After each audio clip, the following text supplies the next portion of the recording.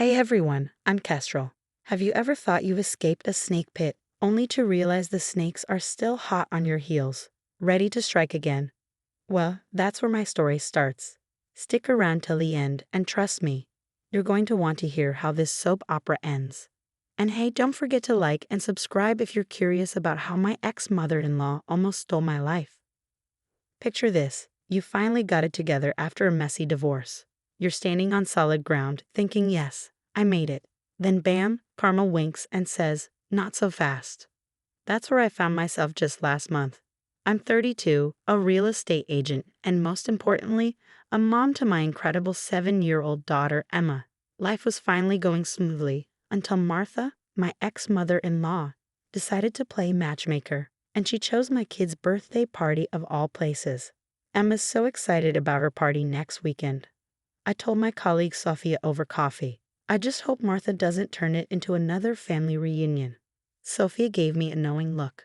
Girl, why do you even let your ex's family stay involved? That's just inviting trouble. I know, but Emma loves her grandparents, and I don't want to be that bitter ex who cuts them out, I sighed. That afternoon, I was showing a beachfront property when my phone buzzed for the 10th time that day. Martha again. Kestrel, dear, did you order the cake yet? I went ahead and ordered one myself, just in case. And oh, I invited a few more people. You remember my nephew James, don't you? Martha, we agreed on a small party. Emma gets overwhelmed with too many people. Nonsense. Family is everything. Besides, James has been asking about you. I hung up, my stomach twisting. Ever since my divorce from Michael 2 years ago, after I caught him with his work colleague in our own bed, Martha had been relentless about pushing eligible bachelors my way. Lately, her focus had zeroed in on James, who mysteriously seemed to appear at every family event. That evening, as I was helping Emma with her homework, my ex-sister-in-law, Rachel, called.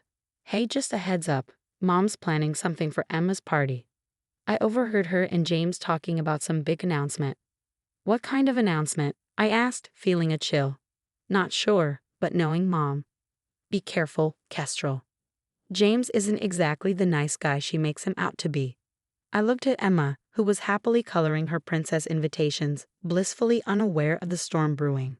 After Michael's lies, gaslighting, and emotional manipulation, I'd vowed to keep toxic people out of our lives.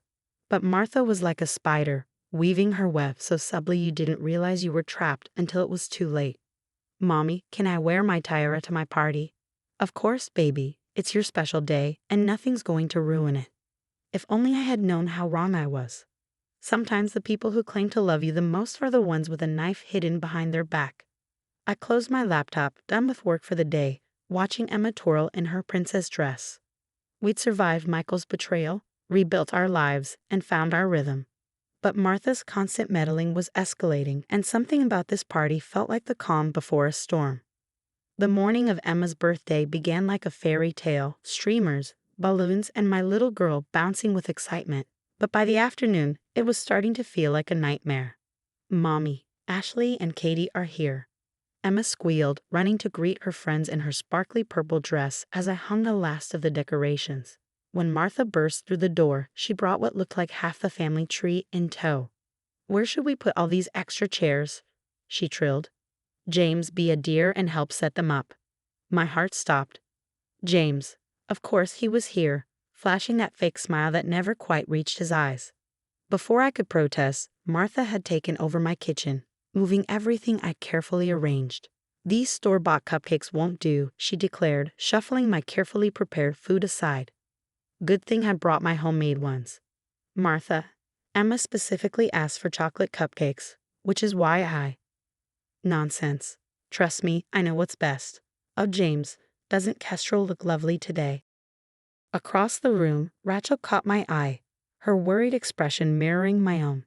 The party was growing stifling with all these uninvited family members, most of whom I never even met. Emma's friends huddled together in a corner, looking overwhelmed. Then it was time for cake. My stomach churned as Martha insisted on gathering everyone around. Emma stood there, her tiara askew, 7 tiny candles flickering in front of her. She looked so small amidst the crowd of strangers. Before we sing, I have a wonderful announcement. Martha's voice rang out, sharp as a bell. Martha, don't. Rachel tried to interrupt, But it was too late. Our dear Kestrel and my nephew James are getting married. Isn't it wonderful? Emma's finally getting a new daddy. The room fell silent. Emma's face crumpled, her eyes filling with tears. But I don't want a new daddy, she whimpered. James stepped forward, attempting to put his arm around me. Surprise, honey. I shoved his arm away, my voice shaking with rage. What the hell is wrong with you people? You are lying.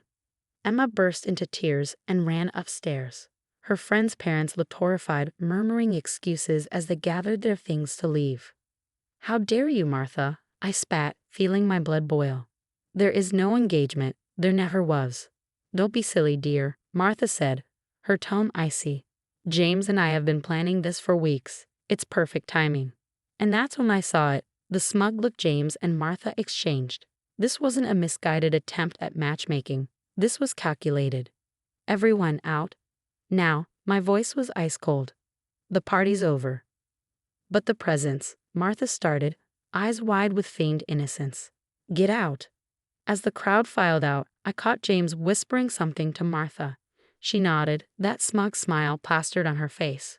Only Rachel stayed behind, helping me clean up the wreckage. Kez, there's something you need to know about James, she said quietly. He's done this before. Upstairs, I could hear Emma's muffled sobs. My little girl's special day had been ruined, and beneath my fury, something stronger was brewing. Determination. They thought they could manipulate me, push their way into our lives. But I'd had enough. This wasn't just about a birthday party anymore. This was war. 2 days after the party fiasco, I sat with Sophia at work, still trembling with anger as I showed her Emma's new therapy schedule. She hadn't slept through a single night since that day. Her teacher had called to let me know Emma had a panic attack when someone mentioned birthdays in class. Sophia's fingers flew over her keyboard. Your mother-in-law picked the wrong real estate agent to mess with. I've got contacts all over. Let's see what Prince Charming James has been up to. My phone buzzed, a passive-aggressive text from Martha. Emma needs a father figure. You're being selfish. Sophia spun her monitor around. James Henderson, formerly James Mitchell. He's changed his name twice in 5 years. Look familiar. The screen showed a list of lawsuit filings. Multiple women, single mothers, accusing him of love bombing, staging fake engagements, then helping his family file for custody rights. There was more. Rachel had joined us, holding a worn notebook. I found Mom's notebook. She's been documenting everything. Every time Emma was late to school, every scraped knee, every day you worked late. She's building a case. My blood ran cold. A case for what?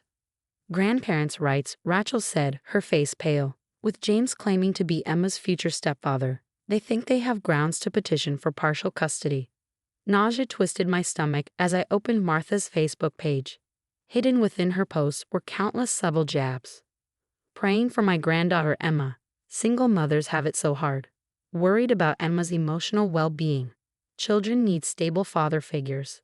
She'd been planning this for months. Rachel's face softened.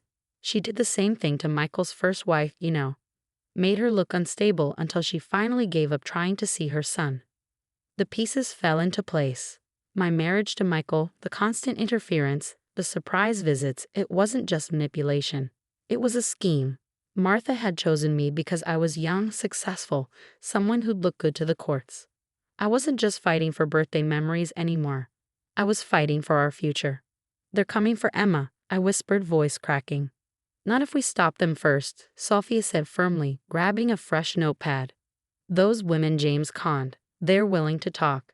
And I found out he's still legally married to wife number 2.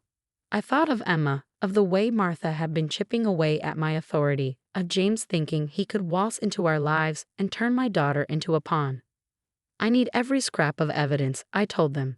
Every text, every email, every social media post. If Martha wants to document my parenting, then let's show her how it's really done. Rachel squeezed my hand. Mom's hosting her annual charity brunch next weekend.